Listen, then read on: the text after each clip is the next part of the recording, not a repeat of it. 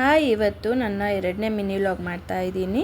ಇವತ್ತು ಬೆಳಿಗ್ಗೆನೇ ಎದ್ದು ಸಿರಿಧಾನ್ಯದ್ದು ಗಂಜಿ ಕಾಯಿಸ್ಕೊಂಡು ನಾನು ಮತ್ತು ನನ್ನ ಮಗ ಇಬ್ಬರು ಕುಡಿತೀವಿ ಇದನ್ನು. ಮತ್ತು ನನ್ನ ಹಸ್ಬೆಂಡ್ಗೆ ಅಂತ ಹೇಳಿ ಟೀ ಕಾಯಿಸ್ಕೊಡ್ತಾ ಇದ್ದೆ. ಅವ್ರಿಗಂತೂ ಟೀ ಅಂದರೆ ತುಂಬ ಇಷ್ಟ. ಹಾಗಾಗಿ ಬೆಳಿಗ್ಗೆ ಎದ್ದಿದ ತಕ್ಷಣ ಫಸ್ಟ್ ಅವರಿಗೆ ಟೀ ಕಾಯಿಸ್ಕೊಟ್ಬಿಡ್ತೀನಿ. ಅದಾದಮೇಲೆ ಕಸ ಗುಡಿಸಿ ರಂಗೋಲಿ ಬಿಡ್ತಿದ್ದೀನಿ. ರಂಗೋಲಿ ಬಿಡಬೇಕಾದ್ರೆ ಒಂದು ಸ್ಟೋರಿ ಹೇಳ್ತೀನಿ. ಏನಂದರೆ ತುಂಬ ಜನಗಳು ಒಬ್ಬರ ಬಗ್ಗೆ ತಿಳ್ಕೊಳ್ದಲೇ ಕಮೆಂಟ್ಸ್ ಮಾಡ್ತಾರೆ. ಲೈಕ್ ಹೀಗೆ ಅಂತಲೇ ಅಲ್ಲ, ಜನರಲ್ಲಾಗಿ ಹೇಳ್ತಾರೆ ಏನೂ ಗೊತ್ತಿಲ್ಲದಲೇ ಅವ್ರಿಗೆ ಬರಲ್ಲ ಅಂತ. ಬಟ್ ಇದೇ ಥರ ನನಗೆ ರಂಗೋಲಿ ಬಿಡೋ ವಿಷಯದಲ್ಲೂ ಆಗಿತ್ತು. ಬಟ್ ನನಗೆ ತುಂಬ ಅಲ್ದಿದ್ರೂ ಮ್ಯಾನೇಜ್ ಮಾಡೋ ಅಷ್ಟಾದ್ರೂ ರಂಗೋಲಿ ಬಿಡೋದಕ್ಕೆ ಬರುತ್ತೆ. ಲಾಸ್ಟಲ್ಲಿ ನನಗೆ ರಂಗೋಲಿಗೆ ಅರಿಶಿನ ಕುಂಕುಮ ಇಡೋದಕ್ಕೆ ತುಂಬ ಇಷ್ಟ. ಯಾಕಂದರೆ ತುಂಬ ಲಕ್ಷಣವಾಗಿ ಕಾಣಿಸುತ್ತೆ ರಂಗೋಲಿ ಕೂಡ. ಹೇಗೆ ಹೆಣ್ಮಕ್ಳು ಅರಿಶಿನ ಕುಂಕುಮ ಇಟ್ಕೊಂಡ್ರೆ ಲಕ್ಷಣವಾಗಿ ಕಾಣ್ತಾರೋ ಅದೇ ಥರ ರಂಗೋಲಿಗೆ ಅರಿಶಿನ ಕುಂಕುಮ ಇಟ್ಟು ಟ್ರೈ ಮಾಡಿ ನೋಡಿ, ತುಂಬ ಚೆನ್ನಾಗಿ ಕಾಣಿಸುತ್ತೆ. ನಾನು ರಂಗೋಲಿ ಬಿಟ್ಟಾಗೆಲ್ಲ ಮ್ಯಾಂಡೇಟರಿಯಾಗಿ ಅರಿಶಿನ ಕುಂಕುಮ ಇಡ್ತೀನಿ. ಮತ್ತು ನಮ್ಮ ಮನೆಯಲ್ಲಿ ವಾಸ್ತು ಪ್ಲ್ಯಾಂಟ್ ಇದೆ, ಅದೆಲ್ಲ ಸ್ವಲ್ಪ ಡ್ರೈ ಆದಂಗೆ ಅನಿಸಿತ್ತು. ಅದಕ್ಕೆ ಸ್ವಲ್ಪ ನೀರು ಸ್ಪ್ರೇ ಮಾಡ್ತಾಯಿದ್ದೀನಿ.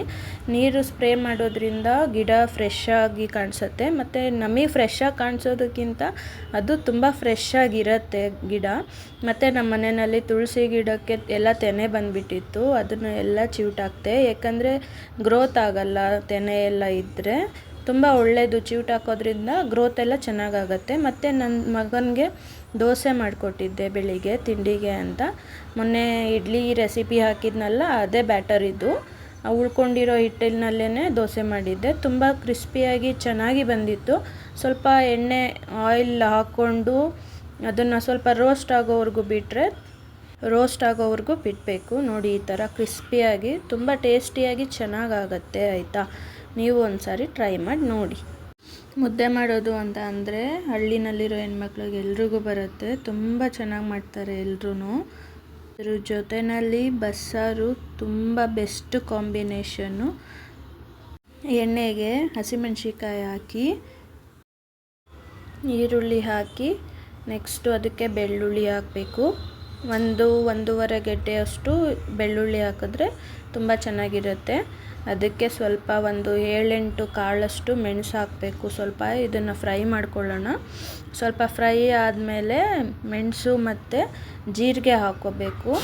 ಜೀರಿಗೆ ಹಾಕ್ಕೊಂಡ್ಮೇಲೆ ಅದನ್ನು ಸ್ವಲ್ಪ ಫುಲ್ ಬಾಡೋವರೆಗೂ ಹುರ್ಕೋಬೇಕು. ಈರುಳ್ಳಿ ಏನೇನು ಹಾಕಿರ್ತೀವಿ, ಹಸಿಮೆಣ್ಸಿಕಾಯಿ, ಬೆಳ್ಳುಳ್ಳಿ, ಮೆಣಸು ಮತ್ತು ಜೀರಿಗೆ ಇಷ್ಟನ್ನು ತುಂಬ ಡೀಪ್ ಫ್ರೈ ಆಗೋವರೆಗೂ ಸ್ವಲ್ಪ ಹುರ್ಕೋಬೇಕು.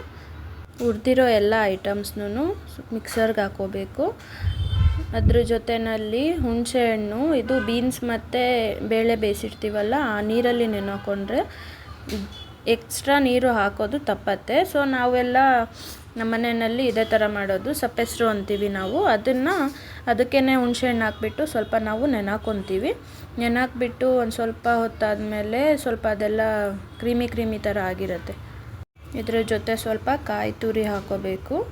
ಆಮೇಲೆ ಕೊತ್ತಂಬರಿ ಸೊಪ್ಪು ಹಾಕ್ಬಿಟ್ಟು ಲಾಸ್ಟಿಗೆ ಹುಣಸೆಹಣ್ಣು ಇರುತ್ತಲ್ಲ, ಅದನ್ನೆಲ್ಲ ಚೆನ್ನಾಗಿ ಕಿವುಸ್ಬಿಟ್ಟು ಹಾಕಬೇಕು. ಬರೀ ಹುಣಸೆಹಣ್ಣು ಸಪ್ರೇಟ್ ಮಾಡ್ಕೋಬೇಕು. ಅದ್ರ ನೀರು ಮಾತ್ರ ಹಾಕಿಬಿಟ್ಟು ಗ್ರೈಂಡ್ ಮಾಡಬೇಕು.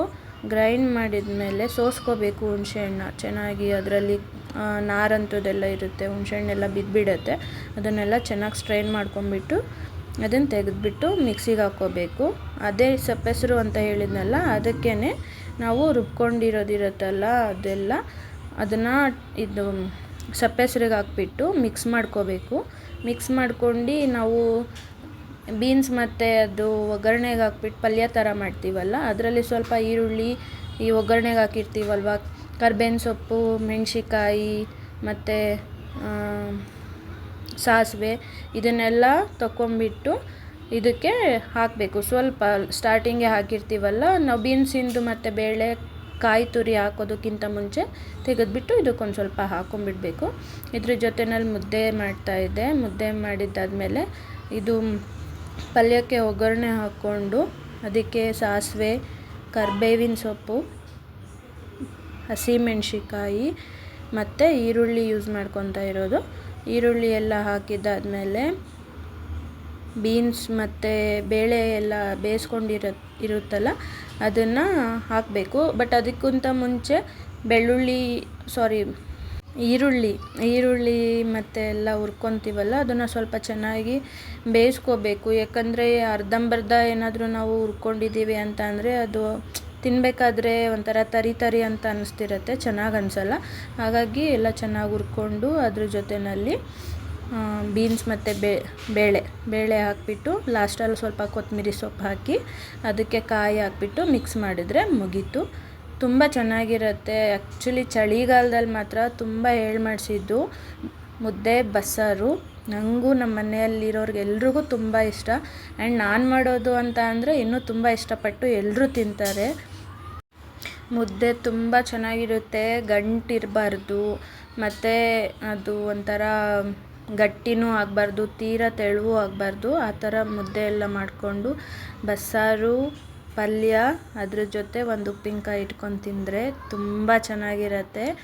ಯಾರು ಹಳ್ಳಿ ಕಡೆ ಎಲ್ಲ ಬೆಳೆದಿರ್ತೀರ ಇದು ಕಾಮನ್ನಾಗಿ ತಿಂದಿರ್ತೀರ, ಬಟ್ ಇಲ್ಲಿ ಬೆಂಗಳೂರಿಗೆ ಬಂದಮೇಲೆ ಸ್ವಲ್ಪ ಸಿಗೋದು ಕಷ್ಟ ಅನಿಸುತ್ತೆ. ಮತ್ತು ಸಂಜೆ ಸ್ನಾನ ಮಾಡ್ಕೊಂಡ್ಮೇಲೆ ನೋಡಿ, ಮೊನ್ನೆ ಹೇರ್ದು ಆಯಿಲ್ದು ರೆಸಿಪೀಸ್ ಶೇರ್ ಮಾಡಿದ್ದೆ ಅಲ್ವಾ, ಅದು ಯೂಸ್ ಮಾಡಿದ್ದೆ ನಾನು ಮೊನ್ನೆ. ತುಂಬ ಸಾಫ್ಟಾಗಿ ಚೆನ್ನಾಗಾಗಿದೆ ನನ್ನ ಹೇರ್ಸ್ ಎಲ್ಲ.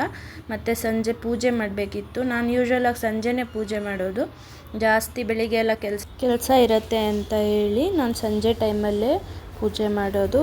ಇದಾಗಿದೆ ನನ್ನ ಸೆಕೆಂಡ್ನೇ ಮಿನಿ ವ್ಲಾಗ್. Thank you.